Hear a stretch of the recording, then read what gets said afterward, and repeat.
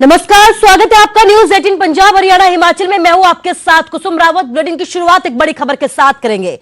एक तरफ 26 जनवरी को दिल्ली हिंसा मामले में पुलिस आरोपियों की गिरफ्तारी के लिए ताबड़तोड़ छापेमारी कर रही है, तो वहीं सुरक्षा एजेंसियों को ठेंगा दिखाते हुए पुलिस की नाक के नीचे हिंसा का आरोपी लखा सिधाना किसान महारैली में पहुंचा और न सिर्फ रैली में पहुंचा बल्कि रैली को भी संबोधित किया। इस पूरी रिपोर्ट को देखिए।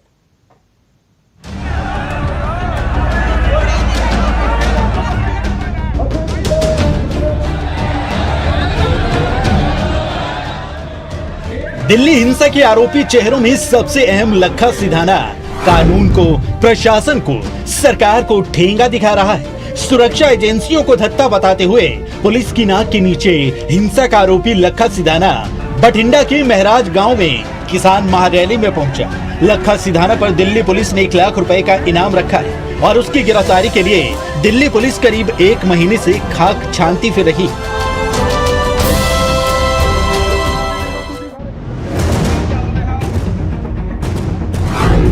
सुरक्षा एजेंसियां उसके पीछे लगी हैं, लेकिन वही लखा सिधाना पुलिस को चुनौती देता और फिर अपने वादे के मुताबिक खुलेआम बठिंडा के महराज गांव में महारैली में आता है। न सिर्फ आता है बल्कि मंच से संबोधित भी करता है।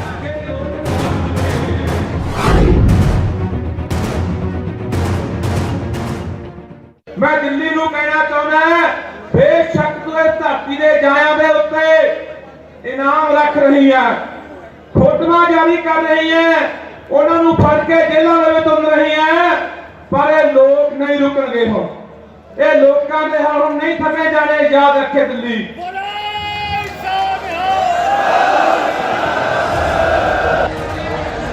रैली के मंच से किसान नेता पुलिस को खुलकर ललकारते रहे, कहते रहे कि अगर हिम्मत है तो वो लखा को पकड़ कर दिखाए। कि चाहे दिल्ली मोर्चे दे बच्चा ਸਿੰਘੂ ਦੇ ਉੱਤੇ, ਚਾहे टिकरी ਦੇ ਉੱਤੇ, चाहे पंजाब ਦੇ बच्चा, ਜੇ ਤੁਹਾਨੂੰ दिल्ली पुलिस गिरफ्तार करना होगी तो ਅਸੀਂ डट के विरोध करांगे, रुकराव करांगे।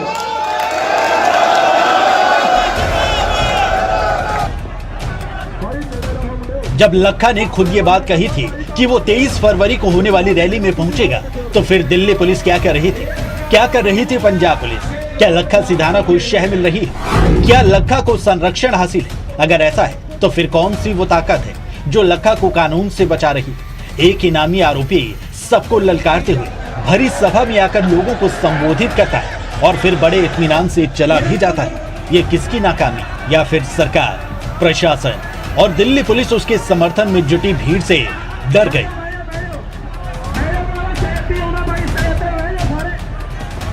Bureau report, news 18 Haryana.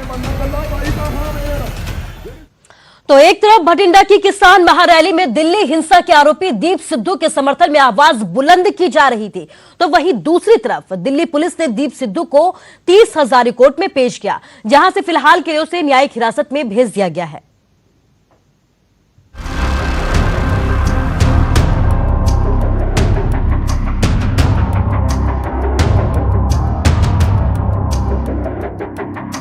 केंद्र के नए कृषि कानूनों के विरोध में 26 जनवरी यानी गणतंत्र दिवस पर किसानों की ट्रैक्टर परेड के दौरान लाल किले में हुई हिंसा के आरोपी दीप सिद्धू को दिल्ली पुलिस ने 30,000 कोर्ट में पेश किया। मंगलवार को दीप सिद्धू का पुलिस रिमांड खत्म हुआ। तिहाड़ जेल में ड्यूटी मजिस्ट्रेट समरजीत कौर ने दीप सिद्धू को न्यायिक हिरासत में भेजने का आदेश दिया। सिद्धू के वकीलों ने जेल में उसकी सुरक्षा को लेकर आशंका जताई। इस पर ड्यूटी मजिस्ट्रेट ने कहा कि सुरक्षा और अलग सेल के संबंध में आवेदन पर न्यायिक मजिस्ट्रेट 30,000 कोर्ट ही फैसला ले सकते हैं। एक तरफ दीप सिद्धू की पेशी हुई और उसे न्यायिक हिरासत में भेजा गया, वहीं बठिंडा में किसान महारैली के मंच से दिल्ली हिंसा के एक और इनामी आरोपी लखा सिधाना ने दीप सिद्धू की बार बार बढ़ती डिमांड को लेकर सवाल उठाए और दीप सिद्धू का समर्थन किया।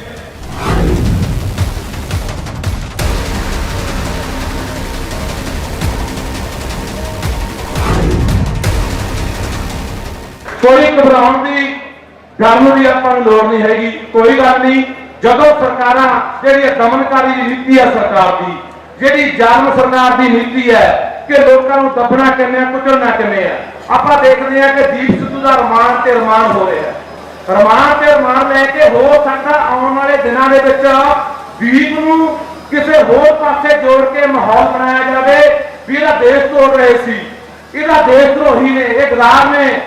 ਆ ਇਸ ਮੁਲਕ ਦਾ ਗੋਦੀ ਮੀਡੀਆ ਮੇਰੇ ਵਰਗਿਆਂ ਨੂੰ, ਵੀਰ ਵਰਗਿਆਂ ਨੂੰ, ਕਿਸਾਨ ਆਗੂਆਂ ਨੂੰ, ਸਾਡੇ ਨੌਜਵਾਨਾਂ ਨੂੰ ਐ ਪੇਸ਼ ਕਰ ਰਿਹਾ ਹੈ ਜਿਵੇਂ ਅਸੀਂ ਕੋਈ ਬਹੁਤ ਵੱਡੇ ਅੱਤਵਾਦੀ ਹੋ ਗਏ।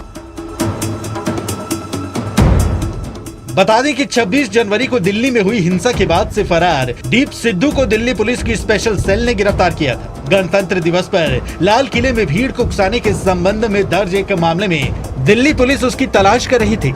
पुलिस ने उसकी सूचना देने वाले को 1 लाख रुपए के इनाम की घोषणा की थी। लंबी जद्दोजहद के बाद दीप सिद्धू को गिरफ्तार किया गया। गणतंत्र दिवस पर हुई हिंसा में 500 से ज्यादा पुलिसकर्मी घायल हुए थे और एक प्रदर्शनकारी की मौत हो गई थी। घटना के बाद से सिद्धू सोशल मीडिया पर वीडियो पोस्ट कर रहा था। पुलिस सूत्रों ने बताया कि सिद्धू एक महिला मित्र के साथ संपर्क में था जो कैलिफोर्निया में रहती है। वो वीडियो बनाकर उसे भेजता था और वो सिद्धू के फेसबुक अकाउंट पर उन्हें अपलोड करती थी। लेकिन दीप सिद्धू का दिल्ली पुलिस के साथ लुका छुपी का खेल ज्यादा दिन नहीं चल पाया। दिल्ली पुलिस ने उसे धर दबोचा, तब से वो पुलिस रिमांड पर था। अब उसे न्यायिक हिरासत में भेजा गया है। एक और महत्वपूर्ण बात यह कि दीप सिद्धू के वकीलों ने जेल में उसकी सुरक्षा को लेकर आशंका जताई है।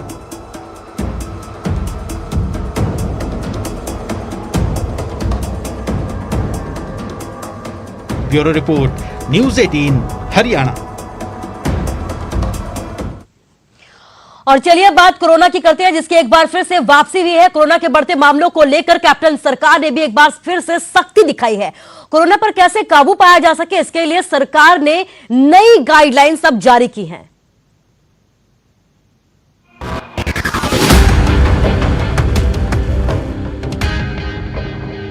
कुछ महीनों की छूट के बाद अब बंदिशों का दौर फिर से लौटने वाला है, क्योंकि जिस कोरोना को लोग खत्म मान बैठे थे वही नए अवतार में दस्तक देने लगा है।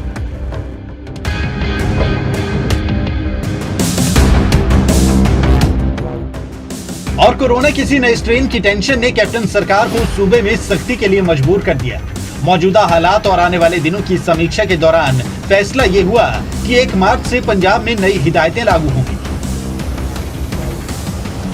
बंद हॉल या मैरिज पैलेस जैसी जगहों पर 100 से ज्यादा लोगों के इकट्ठे होने पर रोक होगी, जबकि खुले में 200 से ज्यादा लोग एक साथ इकट्ठा नहीं हो पाएंगे। ਲੋਕਾਂ 'ਚ ਬਹੁਤ ਜ਼ਿਆਦਾ ਇਹ ਗੱਲ ਦਾ ਇੱਕ ਤਰ੍ਹਾਂ ਡਰ ਜਾ ਖਤਮ ਹੋ ਗਿਆ ਸੀਗਾ ਤੇ ਪਰ ਇਹ ਜਿਹੜਾ ਪਿਛਲੇ 2-3 ਦਿਨਾਂ ਤੋਂ ਜੇ ਮੌਤਾਂ ਦੇ ਵਿੱਚ ਵਾਧਾ ਹੋਣਾ ਤੇ ਪਲੱਸ ਕੋਵਿਡ ਦਾ ਵਧਣ ਦਾ ਕਰਕੇ ਅਸੀਂ ਕੁਝ ਉਹ 'ਚ ਨਿਰਦੇਸ਼ ਸਾਡੇ ਸੀਐਮ ਸਾਹਿਬ ਦਿੱਤੇ ਨੇ ਕਿ ਜਿਹੜਾ ਅਸੀਂ ਉਹ 'ਚ ਜਨਾਨੀਮਸਲੀ ਕੀਤਾ ਕਿ ਜਿਹੜਾ ਇਨਡੋਰ 100 ਬੰਦਾ ਤੇ ਆਊਟਡੋਰ 200 ਬੰਦਾ ਤੁਸੀਂ फंक्शन 'ਚ बुला सकते हो। कोरोना के फिर से बढ़ते मामलों को सरकार कितनी संजीदगी से ले रही है, इसका पता इस बात से लगता है कि सरकार ने नाइट कर्फ्यू की भी तैयारी कर ली है। सभी डीसी को अधिकार दिए गए हैं कि वो जरूरत के मुताबिक हॉटस्पॉट इलाकों में नाइट कर्फ्यू लगा सकते हैं। मास्क और सोशल डिस्टेंसिंग को लेकर सख्ती दोहराई गई है और इस दौरान मैरिज पैलेस और रेस्टोरेंट पर खास निगरानी के आदेश दिए हैं। जबकि 100% दर्शकों के साथ चल रहे सिनेमा हॉल पर फैसला 1 मार्च के बाद लिया जाएगा। रात का कर्फ्यू भी इंपोज किया, रात को जोड़ा कि 11 बजे तो लैके सवेरे 5 बजे तक कर्फ्यू रहेगा। और जोड़े खास करके ज़्यादा जोड़े हॉटस्पॉट डिस्ट्रिक्ट ने 4-5 जिमें कि अमृतसर, जलंधर, लुधियाना, SBS नगर, मोहाली हो गया, पटियाला हो गया, इन्हां च ज़्यादा जी सख्त निर्देश दिते गए हैं। इत्थे बहुत भी चंगी तरह जो कानून की पालना की जाए। मुख्यमंत्री की अगुवाई में हुई हाई लेवल मीटिंग के दौरान एक्सपर्ट ने डरावने आंकड़े पेश किए, जिनके मुताबिक अगले 2 हफ्ते में पॉजिटिव रेट 4% तक बढ़ सकता है, जिसका मतलब ये हुआ कि रोजाना 800 तक नए केस सामने आ सकते हैं। इसलिए मुख्यमंत्री ने कोरोना टेस्टिंग की रफ्तार बढ़ाने तक के आदेश दिए हैं और रोजाना टेस्टिंग 30,000 तक करने के लिए कहा है। साथ ही कोरोना मरीज के संपर्क में आने वाले 15 लोगों के लिए भी टेस्ट लाजमी होगा। तो बड़ी गल फैसला लिया गया कि 30,000 टेस्ट पर डे करने का फैसला लिया गया तो 30-35,000 ही डेली सैंपलिंग होएगी। प्लस उस तरह ही जड़ियाँ साड़ियाँ पहले टीमां बनिया उस तरह टीमां काम करनगियां तो वो टीमां ਡੇ ਟੂ ਡੇ ਜਿਹੜਾ ਉਹਨਾਂ ਦਾ ਜਿਨ੍ਹਾਂ ਦਾ ਵੀ ਉਹਨਾਂ ਦਾ ਡਾਟਾ ਹੋਏਗਾ ਸਾਨੂੰ ਇੱਥੇ ਆਪਣੇ ਹੈੱਡ ਆਫਿਸ ਨਾਲ ਸਾਂਝਾ ਕਰਕੇ ਉਹ ਤੇ ਅਸੀਂ ਨਾਲ ਆਪਣਾ ਐਕਸ਼ਨ ਪਲਾਨ ਬਣਾਵਾਂਗੇ। एक तरफ वैक्सीनेशन जारी है तो दूसरी तरफ कोरोना का नया अवतार डराने लगा है। सरकार भी सख्ती की तरफ बढ़ रही है, लेकिन कोरोना को असल मात तभी मिलेगी जब हम और आप पहले की तरह नियमों और हिदायतों का पालन करें। चंडीगढ़ से पंकज कपाही के साथ नपिंदर बराड़, न्यूज़ 18 हरियाणा। और चलिए बात हिमाचल की करते हैं। जयराम कैबिनेट की बैठक में कई अहम फैसले लिए गए। अब नगर निगम चुनाव पार्टी सिंबल पर ही होंगे। इसके साथ ही अन्य पिछड़े वर्गों को आरक्षण दिया जाएगा। आपको बता दें कि सोलन, पालमपुर, धर्मशाला और मंडी में नगर निगम के चुनाव होने हैं।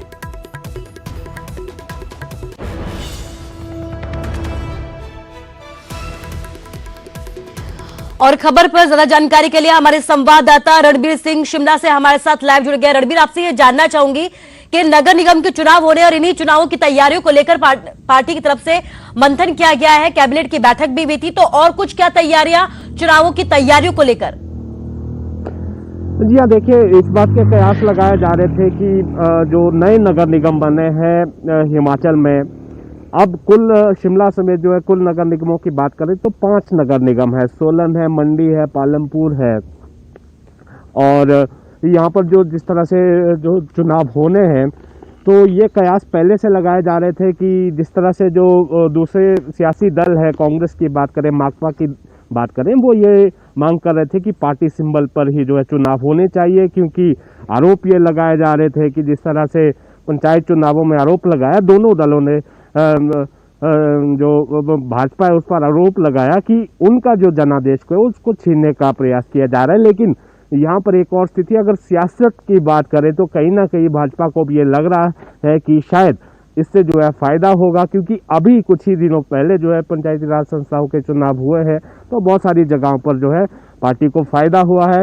ये जो है अब फैसला लिया गया है, जो नगर निगम अधिनियम है 1994 और 2012, उसमें जो है संशोधन किया जाएगा। हालांकि इससे पहले जो है 2017 में जो नगर निगम शिमला के चुनाव हुए थे, उसमें जो है स्थिति में बदलाव था। उससे पहले की स्थिति, अब जिस तरह से 2012 में पार्टी सिंबल पर चुनाव हुए थे, वही स्थिति अब जो है दोबारा देखने को मिलेगी इन चुनावों में। आने वाले जो 1-2 महीने में ये चुनाव होने हैं, जो नई नगर निगम बनी हुई है। इसके बाद 2022 में जब शिमला में चुनाव होंगे, ये स्थिति जो है यूं ही बरकरार रहेगी, क्योंकि अब देखिए इसे जो है जो 2022 में जो चुनाव होने हैं विधानसभा के, उससे भी जोड़कर देखा जा रहा है कि इस तरह से जो सत्ता जी, उससे भी जोड़कर देखा जा रहा है। और यही वजह है कि तैयारियां अभी से शुरू कर दी गई है। रणबीर, इस तमाम जानकारी के लिए आपका शुक्रिया कहना चाहूंगी। तो 4 जगहों पर ये चुनाव होने हैं और उसके लिए मंथन का दौर शुरू हो चुका है।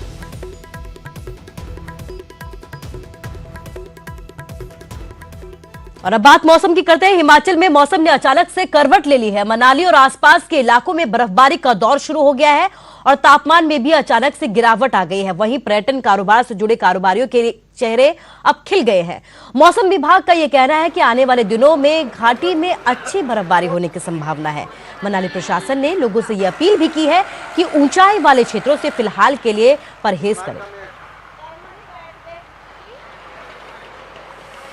मैं सभी लोगों को ये भी बताना चाहूँगा, चाहे वो पर्यटक हों, चाहे हमारे लोकल स्टेक होल्डर या हमारे पंचायतों के जितने भी बाशिंदे हैं, कि अब फिर से जो है मौसम विभाग द्वारा जो है एक एडवाइजरी जारी की गई कि लगातार जो है अब मौसम ख़राब रहेगा। तो मैं सभी से रिक्वेस्ट करूंगा, कृपया जो है मौसम विभाग की जो चेतावनी जो जारी की गई है उसको मद्देनजर रखते हुए जो है अपने हमारे यहाँ पे जो पर्यटक आ रहे हैं उनको ज़रूर जागरूक करें। और सभी लोगों से मेरा आग्रह रहेगा, कृपया जो है ऊंचाई वाले क्षेत्रों में जब भी मौसम ख़राब हो ना जाएँ, नदी नालों की तरफ ना जाएँ।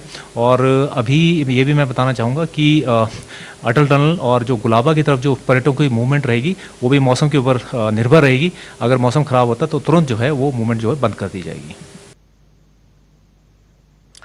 तो मौसम खराब रहेगा और यही वजह है कि लगातार लोगों से अपील की जा रही है कि ऊंचाई वाले क्षेत्रों पर ना जाए। ज्यादा जानकारी के लिए हमारे संवाददाता सचिन शर्मा मनाली से और विचित्र धर्मशाला से हमारे साथ लाइव जुड़ गए हैं। सचिन, सबसे पहले आपसे जानना चाहूंगी कि हिमाचल में कई जगह पर मौसम ने करवट बदल दी है, तो मनाली में अभी फिलहाल के लिए कैसा है मौसम का मिजाज? जी कुसुम, देखिए अगर मैं आज के मौसम की बात करूं तो आज जो है मौसम यहाँ बिल्कुल सुहावना हो चुका है और धूप यहाँ पे खिल चुकी है। जिस तरह की एक उम्मीद यहाँ पे लगाई जा रही थी कि बर्फबारी होगी, लेकिन काफी निराशा यहाँ पर जो यहाँ के स्थानीय लोगों और पर्यटन कारोबार से जुड़े लोगों को है, क्योंकि यहाँ पर कुछ भी इस तरह का नहीं और बिल्कुल मौसम यहाँ पे साफ हो चुका है। जिस तरह की जो संभावना जताई गई थी कि बर्फबारी होगी, हालांकि पिछले कल जो है मनाली की ऊंचाई वाले क्षेत्र हो, चाहे वो रोहतांग पास हो या फिर बालाचला हो या फिर इसके आसपास के और क्षेत्र हो, वहां पर हल्की हल्की बर्फबारी हुई, लेकिन निचले क्षेत्रों में जो है बिल्कुल जो कल बादल छाए रहे और उसके बाद जो शाम का समय था उसमें जो है अचानक जो मौसम साफ हुआ है और आज भी जो यहाँ पर बिल्कुल साफ मौसम हुआ और जो धूप खिल चुकी है। मैं तस्वीरें दिखाना चाहूँ, आप देखते हैं कि अभी भी जो है मौसम यहाँ पर जो है बिल्कुल सुहावना बना हुआ है। अब जो धूप निकलना सुबह का समय ऐसे में धूप निकलना जो शुरू हो चुका, तो कहीं ना कहीं जो उम्मीद यहाँ पे जगी थी कि बर्फबारी हो सकती है, वो उम्मीद यहाँ पर जो काफी कम होती नजर आ रही, क्योंकि मौसम बिल्कुल साफ है और ऐसे में पर्यटन कारोबार से जुड़े लोगों की खासी मायूसी यहाँ पे उनके देखे जा रही, क्योंकि उन्हें उम्मीद थी कि बर्फबारी होगी जिससे उनका पर्यटन कारोबार अच्छा चलेगा, लेकिन इस बार ऐसा कुछ भी नहीं हुआ है और अभी मौसम फिलहाल बिल्कुल साफ बना हुआ। हालांकि मौसम विभाग की तरफ से आगे 26 फरवरी तक जो है मौसम खराब रहने के यहाँ पर अनुमान जताया गया, लेकिन आज की तस्वीरें जिस तरह देखी जाए तो इससे ऐसा लग रहा है कि अभी फिलहाल जो है मौसम साफ यहाँ पे बना रह सकता है, क्योंकि अभी भी जो घाटी में बिल्कुल मौसम साफ बना हुआ और धूप यहाँ पे खिली हुई है।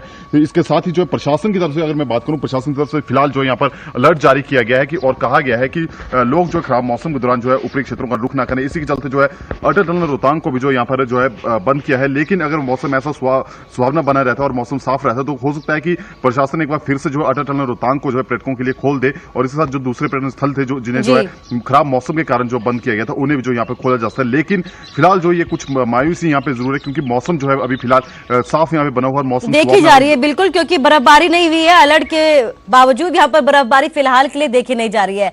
विचित्र से जानना चाहूंगी कि धर्मशाला में कैसा है मौसम का मिजाज?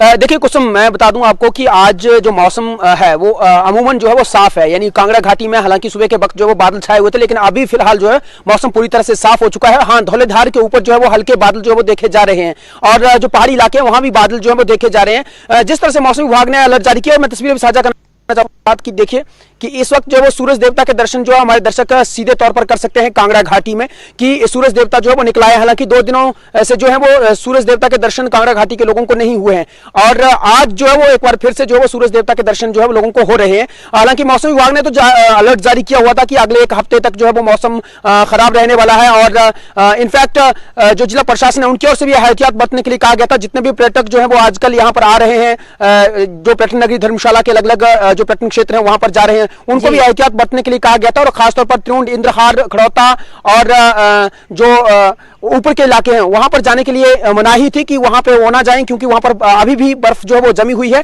और वहां पर फिसलन हो सकती है, दुर्घटनाओं का डर हो सकता है। तो इसको मद्देनजर रखते हुए प्रशासन ने तो अलर्ट जारी कर रखा था, लेकिन अभी जिस तरह से यहाँ के जो बागवान है और किसान है उनको आसार थे, उनको इंतजार था और मौसम विभाग की भविष्यवाणी के बाद वो काफी अपने आप को खुश नसीब समझ रहे थे, लेकिन ऐसा कुछ नहीं हो रहा है। मौसम विभाग जो इस बार लेकिन ऐसा कुछ नहीं हुआ बिल्कुल, क्योंकि बर्फबारी नहीं हुई है। तीसरा दिन हो गया है, 5 दिन का अलर्ट जारी किया था, तीसरे दिन भी अभी तक ना बारिश दिखी है और ना ही बर्फबारी दिखी है। ऐसे में कहीं ना कहीं मायूसी देखी जा रही है।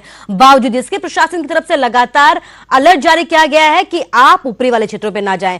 विचित्र हमारे साथ जुड़े हुए थे और मनाली से सचिन जुड़े हुए थे, दोनों को मैं शुक्रिया कहना चाहूंगी।